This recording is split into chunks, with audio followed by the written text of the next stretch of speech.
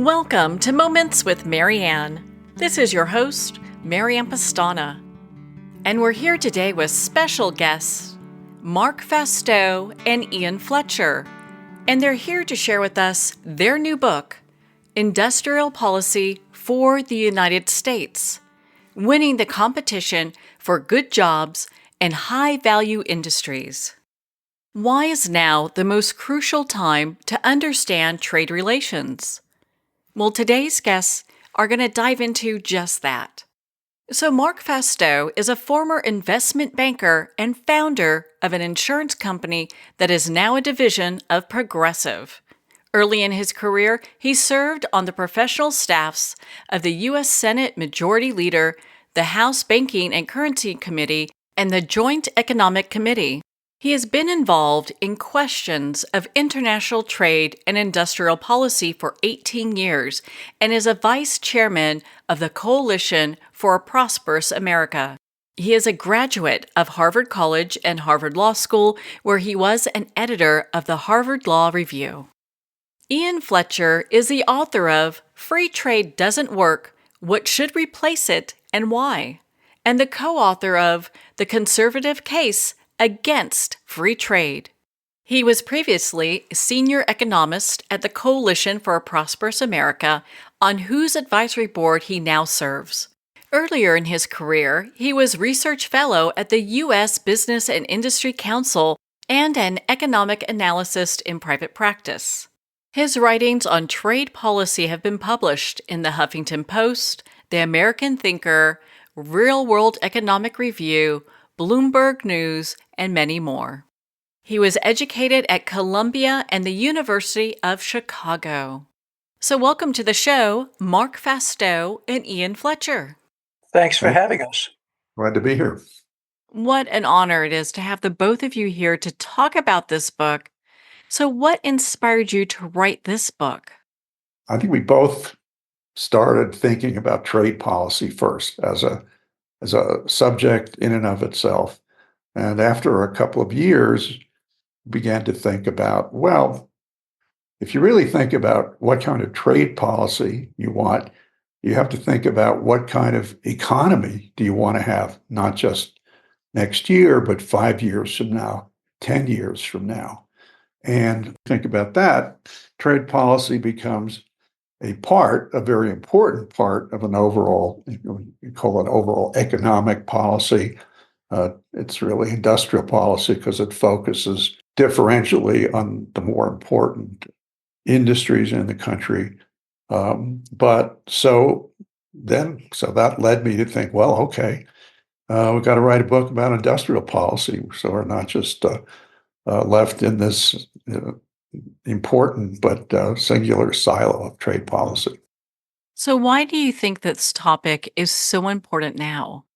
The United States has come to the end of what you can call the neoliberal era or the globalist era or whatever you want to call it. So my first book, which came out in 2010, was called Free Trade Doesn't Work. And at the time that came out, there was almost nobody who agreed with me. And now the United States has been through enough of a crisis, and we've had the election of Trump twice, that people have kind of understood now that free trade is not necessarily the best policy. And we're trying to figure out what the correct tariff policy would look like for the United States. Now, if you say we're not going to have free trade, you start raising questions like, okay, if an absolutely free market is not the right answer internationally, are you sure it's right domestically? I mean, we are absolutely big fans of free markets in their right place, but there are certain things they can't do. And if you're not going to have free trade and you look at what foreign countries have done to us in terms of trade, you discover that one of the things they've done is that they've exported certain products to us in such a way that they end up with a very strong industry in certain sectors, and we don't. So trade necessarily raises the question of what kind of industries do you want your country to have?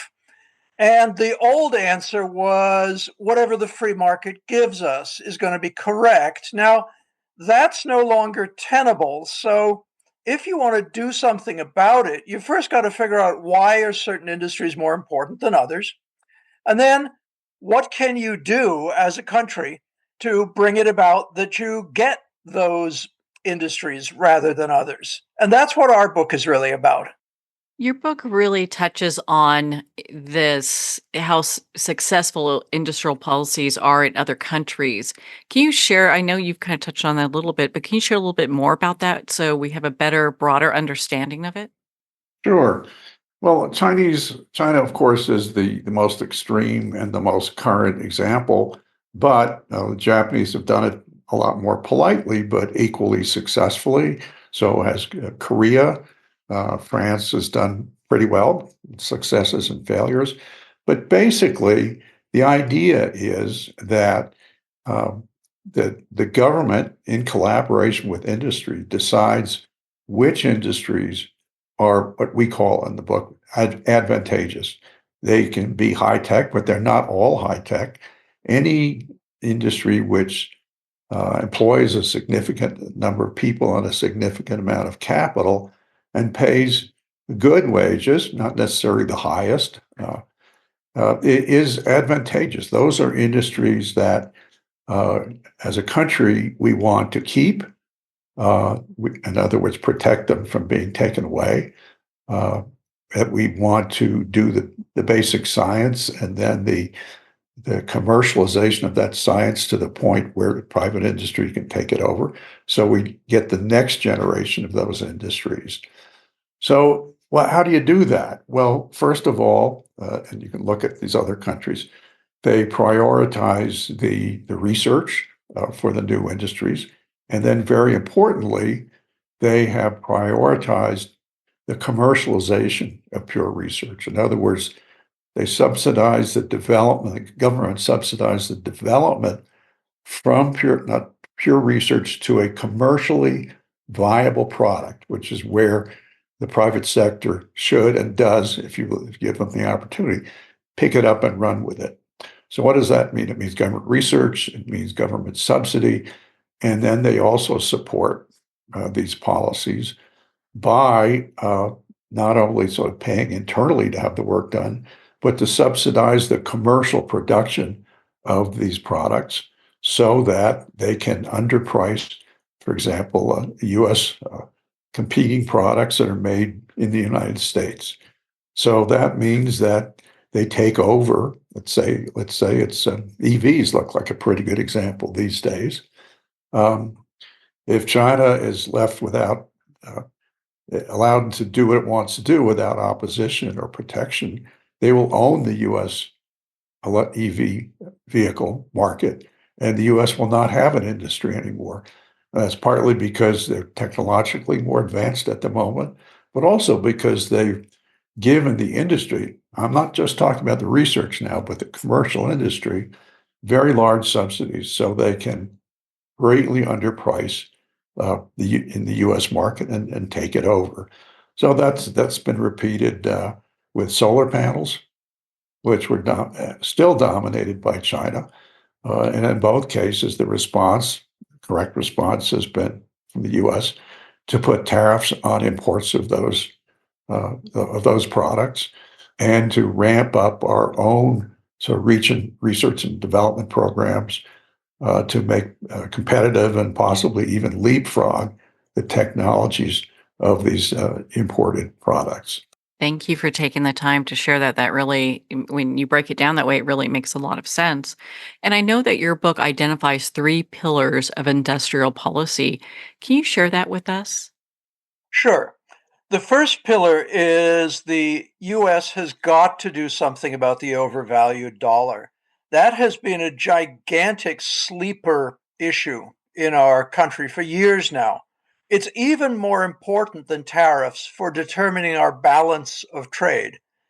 The balance of trade is basically our imports minus our exports. So it's whether we are importing more than we export or vice versa. And when you import more than you export, you have what's called a trade deficit. And when you have a trade deficit, you lose jobs, you suffer deindustrialization and loss of industrial capacity and technical skills, and you also go into debt to foreigners because if you don't pay for your imports with your exports, you've got to pay for them either by selling off your existing assets or by going into debt. Anyway, the US trade deficit in goods, we have a much smaller surplus in services still, but the trade deficit in goods has gotten to about $1 trillion a year. And if you want to put that back in balance, tariffs are going to help you a bit. But what you really need to do is bring down the value of the dollar, which is currently overvalued by, we estimate, maybe 16% against a basket of foreign currencies. And that makes imports more expensive here, just like a tariff does. And it makes American exports cheaper overseas. So they become more competitive. That way, you have a finger on both pans of the scale, and you can move our trade back into balance. Now, the second pillar, Mark described it very ably already, which is the use of government to support not just the development of pure science, but the development of useful technology. You see, the idea in this country for a long time has been that government should do pure science and then everything else should be in the private sector. But if you actually go look at the technological history of where did jet planes come from, where did the internet come from, where did satellites come from, it even includes lactose-free milk. There's a ton of stuff where it wasn't just governmental science, it was government developed the technology, and then they turn the technology loose and people commercialize it.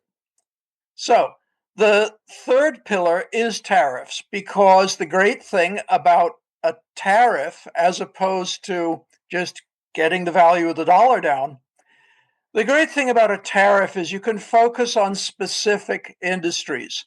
For example, I think most Americans will instinctively understand, even if they can't explain the economic reasons why, they instinctively understand that the US can't be a serious country without an automobile industry. We just wouldn't be. They're right. And so that's why Joe Biden put the 100% tariff on Chinese electric cars. You also need an aircraft industry, particularly if you're going to be a superpower. And that's behind a lot of this. It's not even a matter of prosperity. It's a matter of if we're going to be able to defend ourselves, you can't defend a country with websites and stock market transactions. You have to defend it with these machines, which are generally made of steel or aluminum, and they contain electronics and an energy source. I'm talking tanks, aircraft, missiles, you name it. These are manufactured goods. You need steel production. You need aluminum production. You need a body of skilled workers who can operate assembly lines and make them work properly. You need engineers who are skilled in manufacturing. If you lose your manufacturing sector, you lose all that. So that's going to be one type of industry that we're going to be set on protecting. I mean, Trump just put in a tariff on steel and aluminum. He's right. So let me add a little bit. I agree with absolutely everything. Add a little coda. First, we talked about currency and an overvalued dollar. Well, some people who oppose doing anything about this call it a strong dollar. So, strong, good, weak dollar, bad. It's kind of very simple-minded thinking about it. What is the correct value of the dollar? There's only one measure that makes any sense, and that is the level that balances trade. And that's supposed to happen automatically in a free currency market, because if you're running a deficit, the value of your dollar should go down.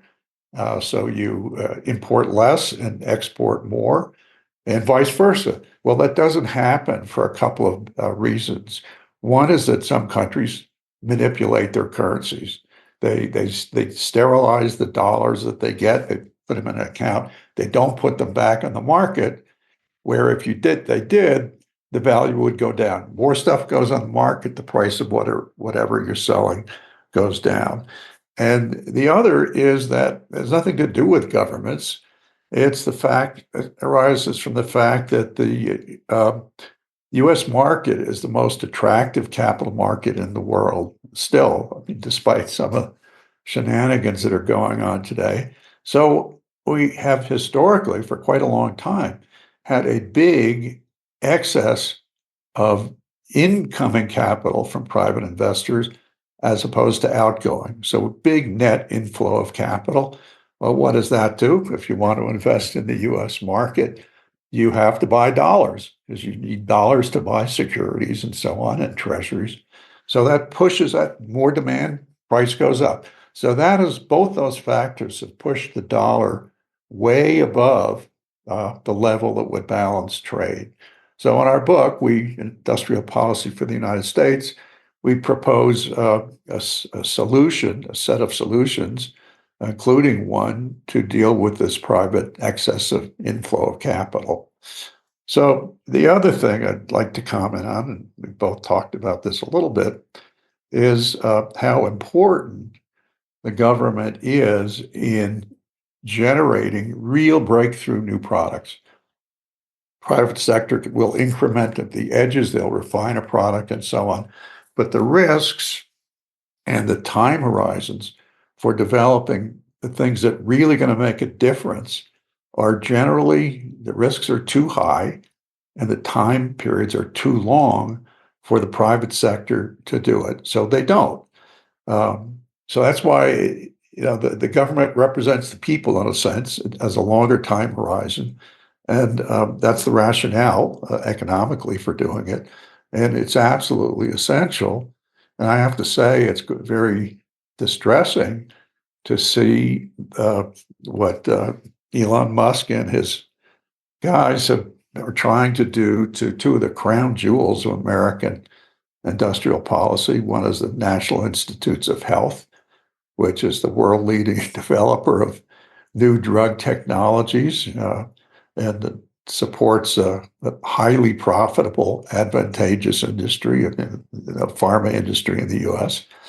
And then just announced they want to make 20 to 50% cuts in the National Science Foundation, which NIH does medical. National Science Foundation funds mostly pure research, but not just pure research, in all the other sciences. Again, these are two of our most successful industrial policies.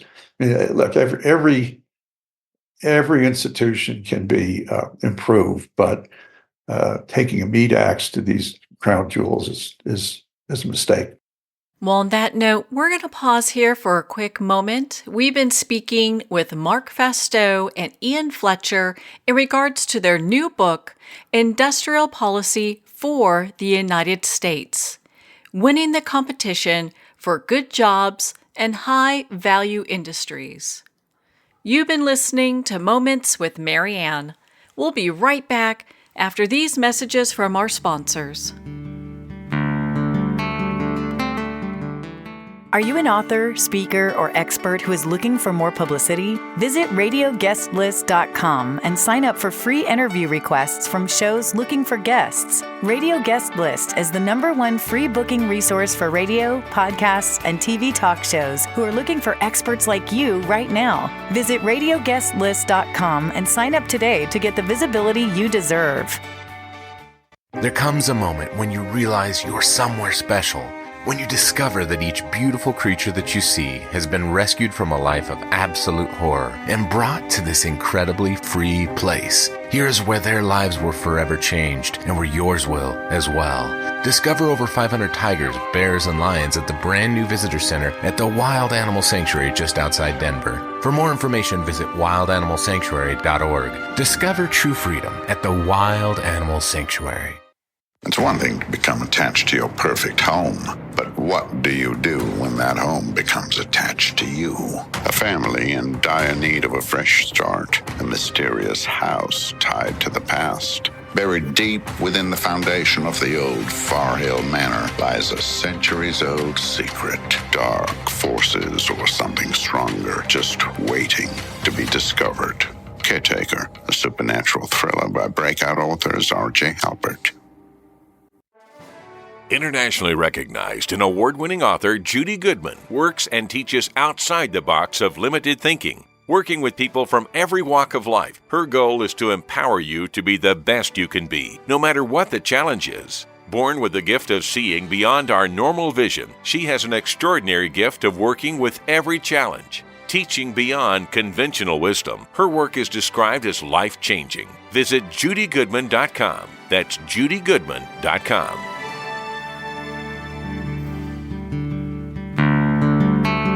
I'd like to thank Jason Eastwood at Guitarfulness for sharing his inspiring music and talent with us.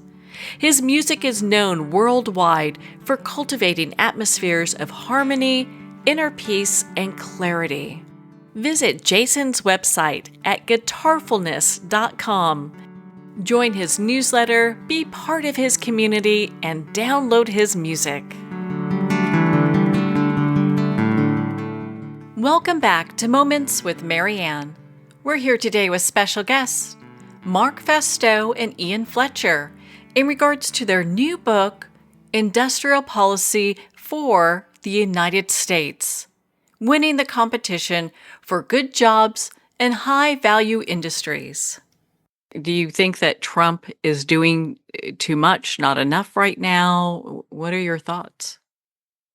Well, we said in our new book, Industrial Policy for the United States, which is on Amazon, by the way, that Trump's big achievement in his first term, and just to be clear to everyone, neither Mark nor I are Trump supporters. Our personal and professional politics is very bipartisan with respect to this stuff.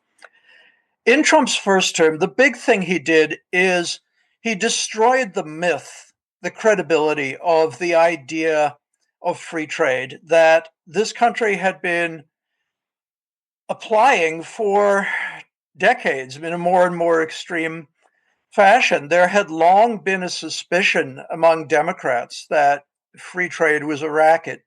But every time they said that, the standard answer from Republicans, whether it's on the floor of the Senate or around the Thanksgiving dinner table, was, "You idiot, you're ignorant of economics. You don't know what you're talking about. Real economics proves that free trade is best, even if you don't think so." So when you had a critique of free trade come from the Republican side, it was devastating, particularly because Trump is right. I mean, I've been aware of this since my 2010 book, Free Trade Doesn't Work. If you actually zoom in on all the arguments for free trade, all the things that people tell you economists have proved, they haven't. It's full of holes. So Trump kind of kicked that door in, and he applied a relatively small number of tariffs. I mean, he made a lot of noise, but in his first term, the average U.S. tariff went from 2% to 3%. And the average tariff on Chinese goods went from 3% to 19%. So he didn't actually do all that much. Now, fast forward to his second term. Joe Biden, interestingly enough, seconded Trump on the trade issue, despite obviously despising the man on every other possible issue, by adding new tariffs of his own. We already mentioned the electric car tariff. Now, Trump has just started his second term. Honestly, I don't know where this is going to end up because, for one thing, none of us knows what fraction of what Trump says he actually means. Now, you can call me an optimist, but I think this business of taking over Canada, I think that's a fiction. I'm not quite sure what his intent is. Maybe it's just to distract people. When he talks about applying more tariffs on China, he's already done another 10% on China, which was good. He proposed these tariffs on Canada and Mexico. Then very rapidly, he says, "Oh, they have satisfied my demands. We're going to suspend these tariffs." So no, we're not going to have tariffs on Canada and Mexico. There have been all sorts of statements of his that can be gleaned from his speeches, statements of his advisor, like Peter Navarro is his counselor on trade and manufacturing. He's someone that Mark and I both know. And the indication is that there's going to be something more strategically serious. I mean, Trump has spoken just now about he wants tariff on automobiles, pharmaceuticals, and I forget what the third one was. Well, there are some other initiatives. First of all, his new head of the Council of Economic Advisors, and this is a first, as far as at least my living memory, and I'm pretty old. Um, the the president's memorandum on an American first trade policy has a directive for the Secretary of the Treasury, which I don't think anybody has done, post World War II, that look for the reasons why we have a trade deficit, and consider also the uh, the misalignment of the U.S. dollar. Misalignment is a term that's been developed to refer to the net excess capital flow into the United States, and other reasons for the overvaluation, and come up with solutions. That's new. That's an issue that Ian and I and the organization that we're both associated with, Coalition for Prosperous America, has been pushing for years, and it's been like pushing on a string. So that's a breakthrough. They've also talked pretty clearly about ending the something called the de minimis rule, which allows up to uh, imports and value up no more than $800 to come in absolutely tariff-free and virtually inspection-free, because uh, so many packages come in the billions every year. And that's not even counted in our trade deficit. And it's a route for fentanyl to be shipped to your door without inspection. And beyond that, the way it works is big orders are broken up into smaller packages and they're shipped in. Anyway, it adds billions to our nominal trade deficit. So there's talk about that. And there's also been a recognition, not just in this administration, but certainly the new USTR as well, where U.S. Trade Representative is well aware of it, that the tariffs on China steel and other goods have been effective in terms of reducing our direct deficit with China, but not effective in reducing our overall trade deficit, because a lot of those products are made in China and transshipped and relabeled and often mislabeled as coming from other countries, which have not been subject to tariffs. And so those things seem to be brewing, and they certainly make sense. There are congressional initiatives, bipartisan, on both those questions. In fact, one of the interesting things about industrial policy is that it is inherently a nonpartisan issue.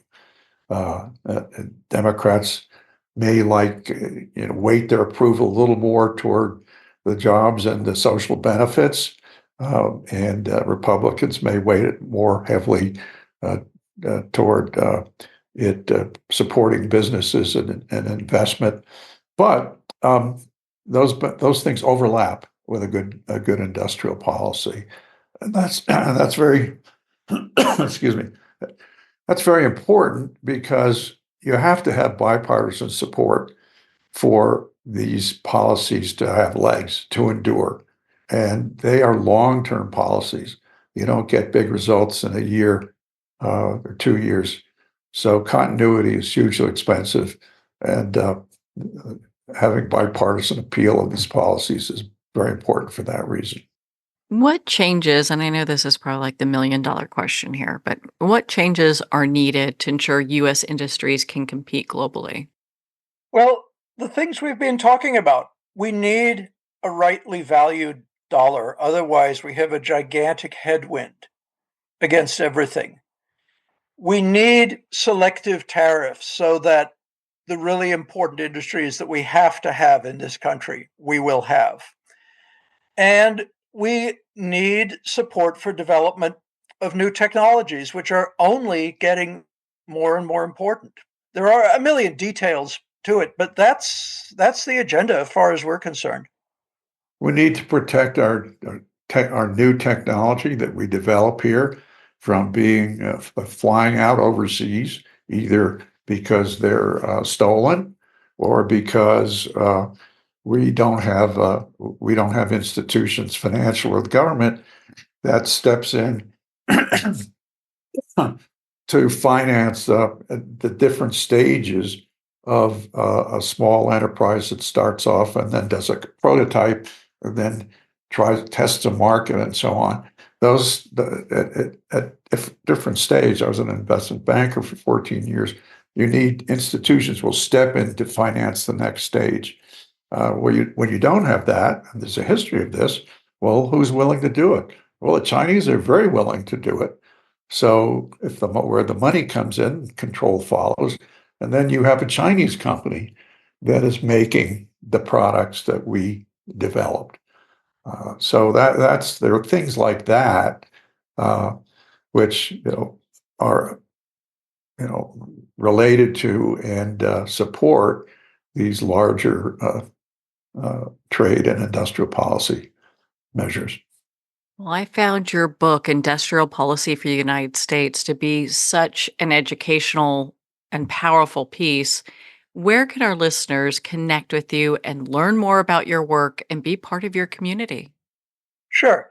We have a website at industrialpolicy.us, and that's where you can find about the book. I have a personal website at ianfletcher.com, and Marc has a personal website at marcfasteau.com. Just to let you know, he spells his name with a C, not a K, and it's FASTEAU.com. Thank you. So on the website, you can see all the folks who've endorsed it, starting with former Senator Rubio, now Secretary of State Rubio on the Republican side, the former minority ranking member on the House Ways and Means Trade Committee has endorsed it, and a whole array of pretty prominent academicians, economists, both here and abroad. But don't mistake it for a book that's only aimed at the eggheads. We worked real hard to write a book that the ordinary concerned citizen could understand because, frankly, the American people have been ahead of the politicians on this issue, and the instincts of the average American have been closer to what's correct than the average denizen of Washington. That's a really interesting point, and it's one that struck us both very hard at different times, writing the book and before. The idea we've been told, and this is almost every American economist, the more prominent they are, that focuses on trade, has been telling Americans, yes, you might lose your manufacturing job, but you'll get a better job in a more advanced industry that'll pay even more, and everybody will be better off. It just hasn't worked that way.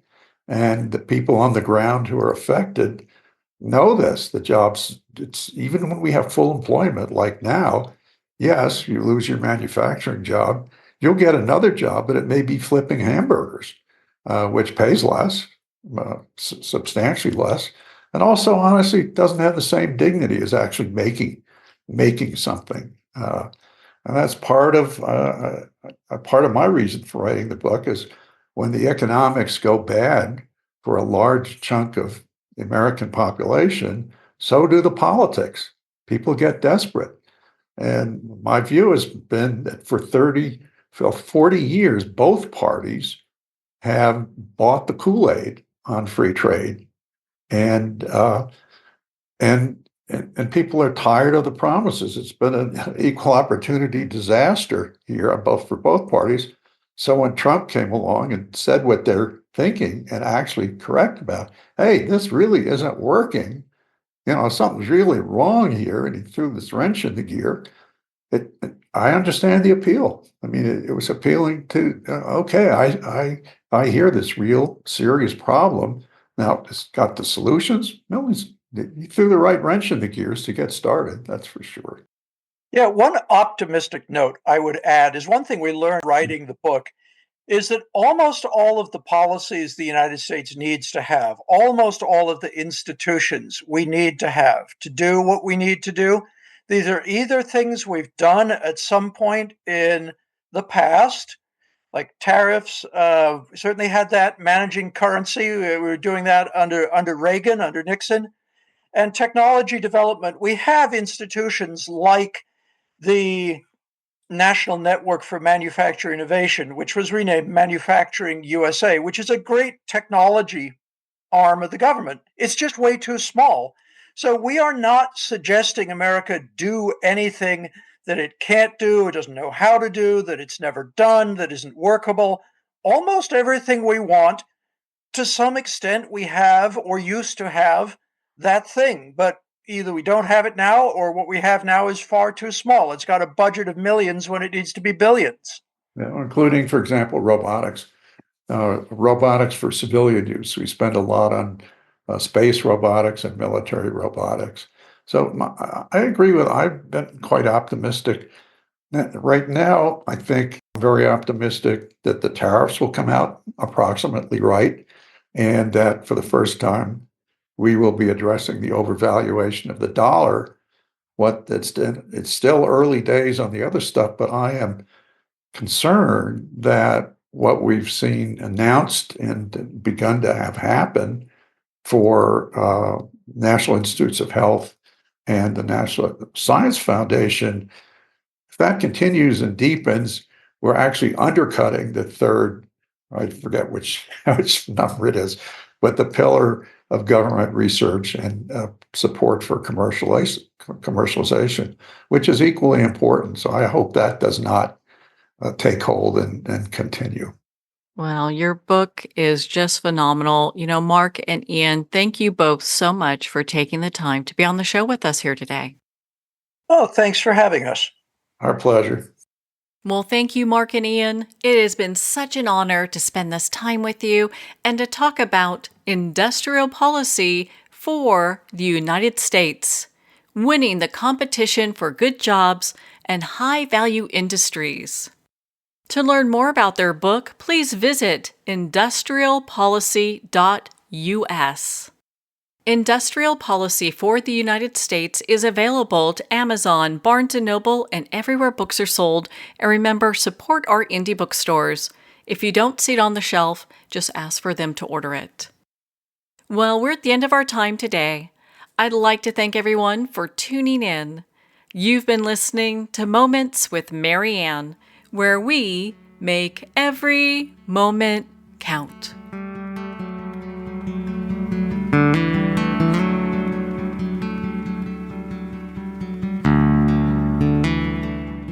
In a single moment, your life can change. Moments with Marianne is a transformative hour that covers an endless array of topics with the best of the best. Her guests are leaders in their fields, ranging from inspirational authors, top industry leaders, and business and spiritual entrepreneurs. Each guest is gifted and a true visionary, a recognized leader in her own work, and while teaching others to develop, refocus, and grow, Marianne will bring the best guest and sometimes a special surprise. Don't miss this. You never know just which moment will change your life forever. Make sure to tune in and visit momentswithmarianne.com for more information.